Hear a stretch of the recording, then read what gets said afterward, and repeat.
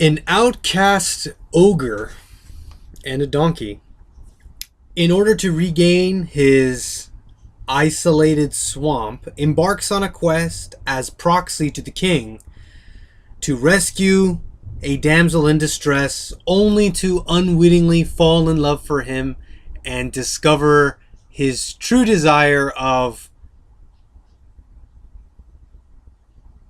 establishing meaningful relationships to his community. Terrible. That was a awful attempt, but an attempt nonetheless, at a one sentence reconstruction of the central plot of exactly Shrek. Let's do another one. Oh crap. I didn't write it on this page. Oops. I'm so sorry, guys. Give me 1 second. I wrote it on a different page. It's right here. Hold on. Okay.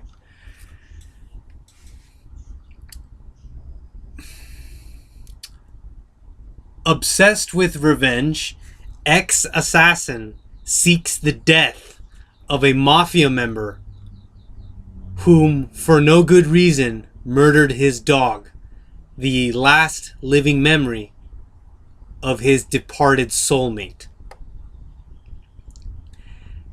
Right. Okay, that's John Wick. Lastly, a loveless and lonely Hallmark writer. Let me say that again. A loveless and lonely Is it Hallmark or Hallmark? Hallmark? You know those places where they sell those sentimental cards? A loveless and lonely Hallmark writer, after failed relationships, falls deeply in love with an AI, only to discover her affections for him are not exclusive. That was my one sentence attempt at Her, starring Joaquin Phoenix. Okay, chapter 1 is a chapter about a log line. Now, man, there is a ton of things to cover in this. First off, I want to say one thing first, and that what I'm getting from Blake, although he doesn't say it explicitly, what I am taking for granted is the idea that every movie, or let's say most movies, 90% of movies, but I like to say, I am a Sith Lord, so I do deal in absolutes. Every film, if you boil it down to its basics, is about a single problem. It's about a hero. It's about the hero wanting something. It's about a problem in the way of the hero getting what he wants. And the story and the plot is about the hero engaging with that problem and everything that happens as a result of that. Changes, other challenges, etc. The point being that an entire plot ought to be reducible. Okay? It ought to be possible to condense it into a single terse sentence that captures the essence of what it is. And I say again, I take that for granted that that's possible with every film. It's possible with every film. Now, okay. Where am I going with this? First of all, try it. I think it's a pretty great exercise. Those three films that I picked, sitting down and trying to come up with a single sentence that explains it is not easy. At least for me. With practice, it might become easier. Now, okay. Chapter 1 outlines a central problem that Blake is pointing out that exists between writers and the, let's say, natural way that writers go about producing stories, and the kinds of stories that have an easier time gaining traction and favor with the industries and audiences. What am I talking about? I'm talking about this. Writers, at least according to Blake, the way that he's laying this out, he's saying that writers, the inspiration for stories is something that is not very, at least naturally, it's not orderly. When you have an inspiration It might be inspiration for a character, for a particular set piece. It might be a particular morale that you want the story to talk about. It's like wanting to paint a portrait, but only having vague intimations about one corner over here, one corner over there. You have a traceable outline of something beautiful and interesting, but the level of detail and resolution is not high enough so that you could articulate it clearly, coherently to someone else.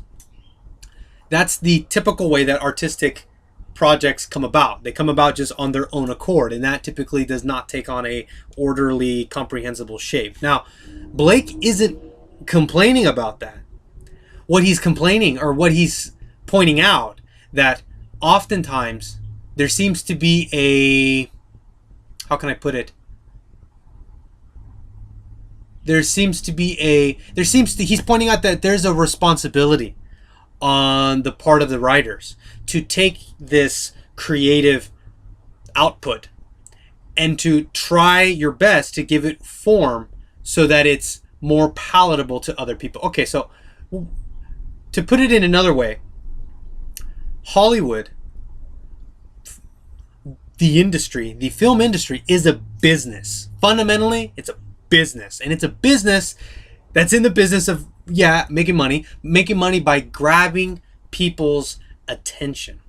Okay, Save the Cat, this was written in, 2003, 2005, something like that. More than 10 years ago, I think.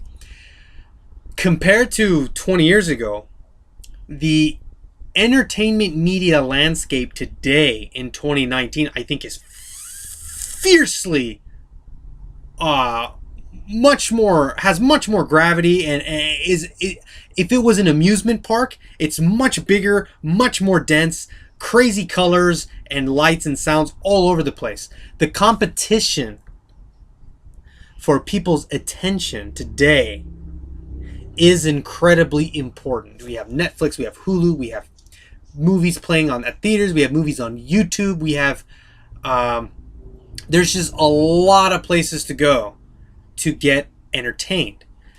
So when a audience member, sees a trailer for a movie that they've never seen before, or they hear, or they read the newspaper and they read the section about what movies are coming out, etc., what is the best way? What approach is the approach that's going to give you, let's say, the writer or the producer or the what's going to give this movie, its highest probability of success when marketing itself to other people? Blake's point here is that it has to be clear. Clear, concise, and primal. Now, this subject of a log line, I'm sorry, this is so dispersed. It's saying that the fundamental question that an audience member wants answered when they are looking up looking at a trailer or reading a review of a movie is, when they're considering to watch it, they want to know what the hell it is, what it's about, and why they should consider paying 15 or 20 bucks to go leave their home and go watch it. They want to know what it is. What is it exactly? And so if from a movie poster, from a title, from a trailer, if these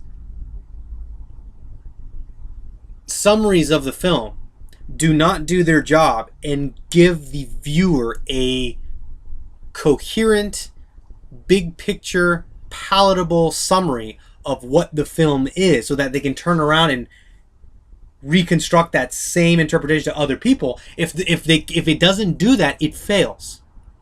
Okay. So we have three groups of people to talk about. I know this is all over the place, but man, this is congested stuff. We have, or maybe I'm just terrible at reconstructing everything. We have the writers, we have the producers, and we have the audience members. Let's say there's three classes of people. There are the writers, there are the people that make the movie, and then there are the people that watch the movie. Having from the point of view of the writer, having your story, the character and the backbone and the substance of your story condensedly packed within a 1 sentence summary is great for you and for the other parties involved. Let me explain why. Well, first, the audience member is clear. From the ones that I gave out earlier, the summary of John Wick, it tells the audience member exactly what it is. And that has a higher chance of gaining favor from them than a summary of a film that makes no sense. Okay, so check mark on the audience. A clear description of a movie is going to give the studio, the producers, the actors, a very, very clear and high resolution image about what is asked of them to produce it. Is it a film that's going to be shot, let's say, in one area? Is it a film that we're going to need to travel to do it? What kind of audience is this movie for? Is it going to be for old people, young people? Is it going to be for what sort of actors might want to be in this film? It's what would be the budget for this film, etc. There's a whole litany of questions that need to be answered that, if the logline for the movie is written well, can successfully convey that information to those that want to produce the film. Okay, and then lastly, for the writer, a story, even from where I stand, I can appreciate that a story is an incredibly complicated contraption. It has tens of thousands of moving parts. It's incredibly complicated. And so, like trying to piece together the Encyclopedia Britannica through alphabet soup, it makes the job easier if every component of the movie serves one condensed single plot shape or central problem or focus.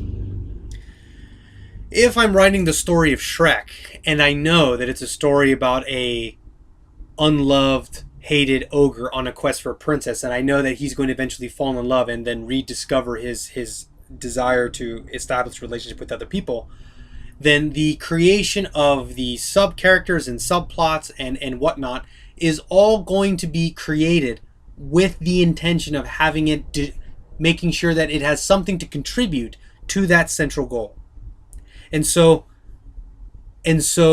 the log line you could think of as is the center of the rose that every petal around the perimeter serves to emphasize and to participates with that center in mind. The center is the focus point of the beauty, and the petals around the flower are all there to focus attention to the center of the beauty. They all serve the same purpose. And so, although the creative enterprise is very difficult to, first of all, it's very difficult to talk about because it's not having a clear focus or intention of where it's going to go is like having a compass in the middle of the ocean. It's something that will help you keep your bearings, that will keep a big picture vision in mind, and will help give you frame. And so that's 13 minutes, about half of chapter 1. The next video will go over into what makes a successful logline, other than successfully reducing the film to a single sentence. A successful logline has other qualities to it. It has irony, it has a good title, it has a clear image of what the story is about. We'll touch on that a little bit more in the next video. I let this one go on a little bit too long. But nonetheless, taking your favorite movies and performing this exercise, as I've tried today and failed miserably, to extract out in one sentence what the story is about, I think is incredibly useful. Not only that, it's easier to remember, I find. When you think seriously about a story and you compact it, it's much easier to store and bring out again. So, anywho, that's the first part of chapter 1. That's most of chapter 1. The importance of clarity when having a vision for the story, the importance of clarity for the studio in producing the movie, and the importance of clarity when it comes to making a film that people would want to see. Everybody wants things to be coherent and clear and easy to understand. Well, approaching it in that way, with the audience in mind, with the studio in mind, is something that Blake Snyder is suggesting to writers. Always have a clear, simple something in mind. And reducing it to a single sentence is something that helps a lot in that task. And so that's it. So I did, what is it, John Wick, Her, and Shrek, right? Maybe in the next video we can throw out a couple more, and then we can continue on to the second part of the first chapter, and then move on from there. All right. Thanks for watching, guys. See you later. Bye.